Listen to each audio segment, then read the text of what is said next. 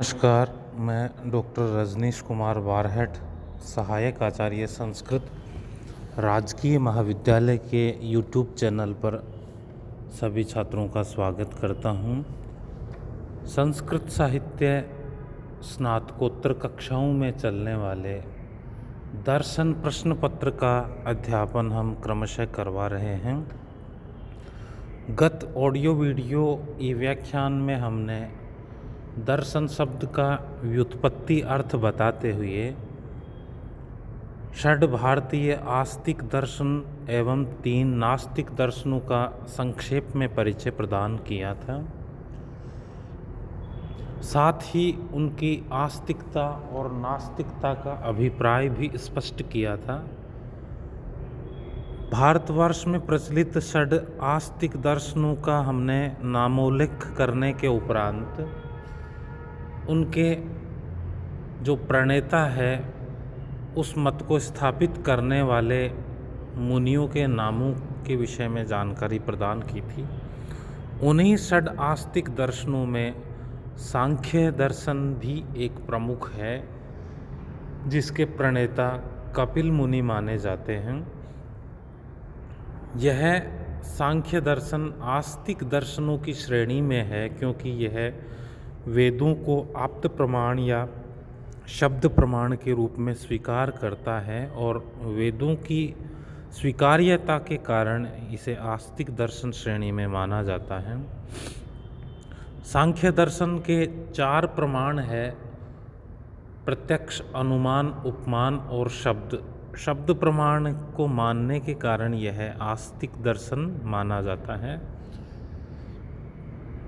साथ ही इस सांख्य दर्शन में 25 तत्वों को स्वीकार किया गया है और प्रकृति और पुरुष के संयोग से जो सृष्टि की परिकल्पना है उसका उल्लेख किया गया है।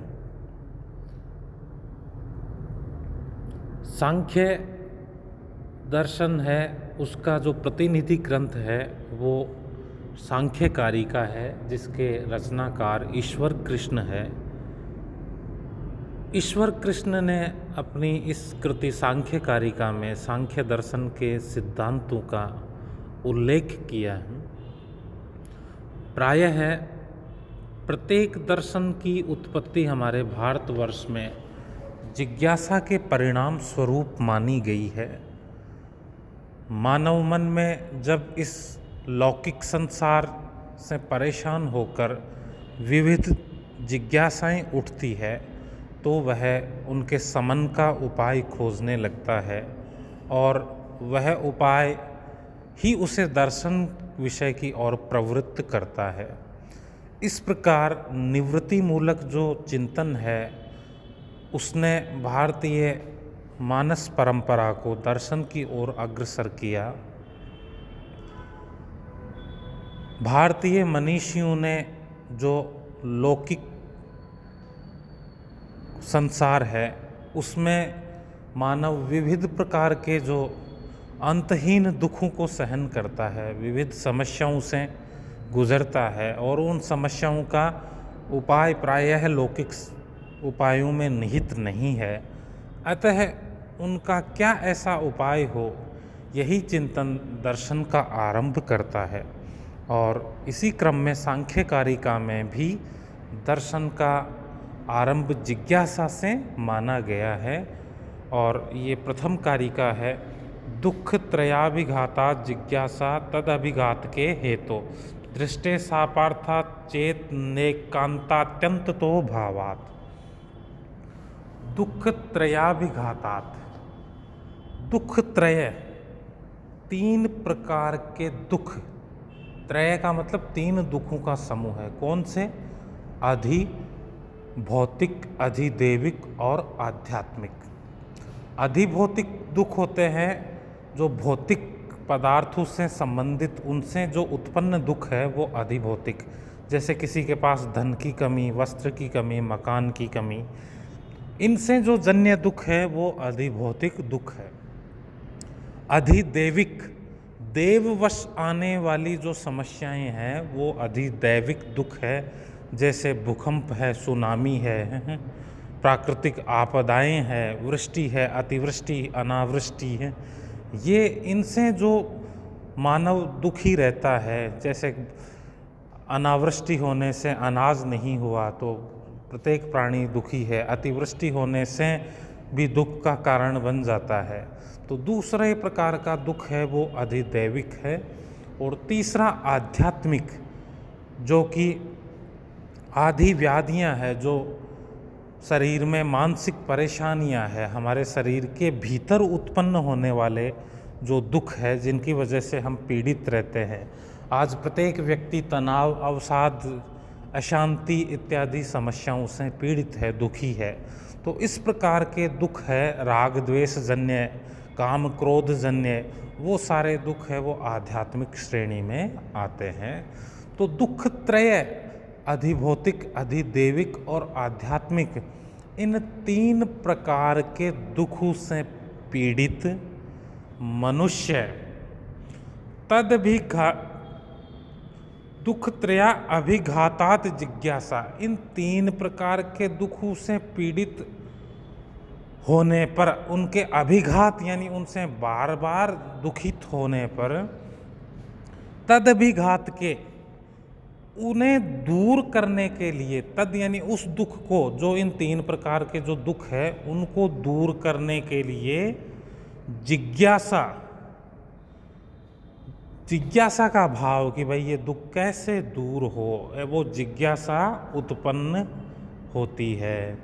त्रिविध दुखों से पीड़ित मनुष्य के मन में इनको दूर करने के विषय में जिज्ञासा उत्पन्न होती है। दृष्टे सा अपार्था, दृष्ट दिखाई देने वाले प्रत्यक्ष उपायों से, सा यानी वह जिज्ञासा, अपार्था यानी दूर करने योग्य है।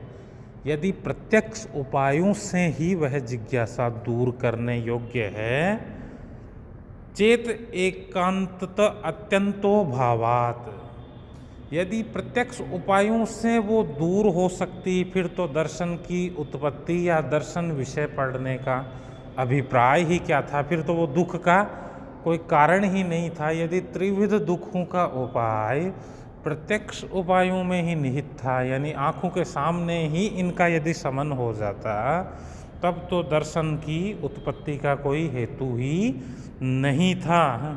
लेकिन इन दुखों का उपाय दृष्टि यानी प्रत्यक्ष साधनों में नहीं है, अतः दर्शन विषय की उत्पत्ति होती है, इसलिए हम तत्व ज्ञान की तरफ बढ़ते हैं। ऐसा ग्रंथकार का जो अभिष्ट मत है वो यह है कि 3 प्रकार के जो दुख है, अधिभौतिक, अधिदैविक और आध्यात्मिक, उन दुखों से बार बार पीड़ित होता हुआ मनुष्य उनके उपाय के विषय में जिज्ञासा उत्पन्न करता है अपने मन में, लेकिन वो जिज्ञासा दृष्ट प्रत्यक्ष साधनों से, लौकिक साधनों से उसकी संपूर्ति नहीं होती, उस जिज्ञासा का समन नहीं होता, उन दुखों की परिनिवृत्ति नहीं होती, अतः वो तत्व ज्ञान या दर्शन की तरफ प्रवृत्त होता है।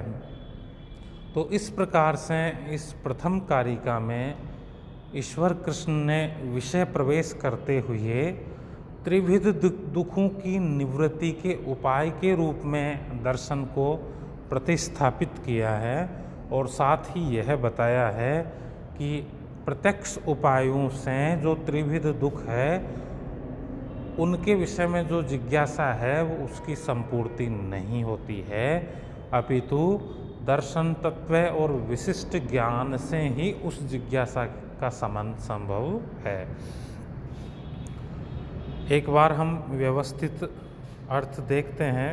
संसार के अंदर आकर प्राणी मात्र जब आध्यात्मिक, अधिभौतिक तथा अधिदैविक इन 3 प्रकार के दुखों का अनुभव करता है, तब उस समय उन तीनों प्रकार के दुखों के विनाश के कारण में जिज्ञासा उत्पन्न होती है कि उनकी निवृत्ति का कारण कौन है, कैसे उनसे निवृत्ति हो, और यदि वह जिज्ञासा दुख की निवृत्ति का विनाश के कारणभूत औषध सेवन आदि कामिनी सुंदर स्त्री के उपभोग रूप दृष्ट उपायों से ही शांत हो जाती है, तो शास्त्र के आधार पर होने वाले दुर्दिगम तत्व ज्ञान की क्या आवश्यकता है।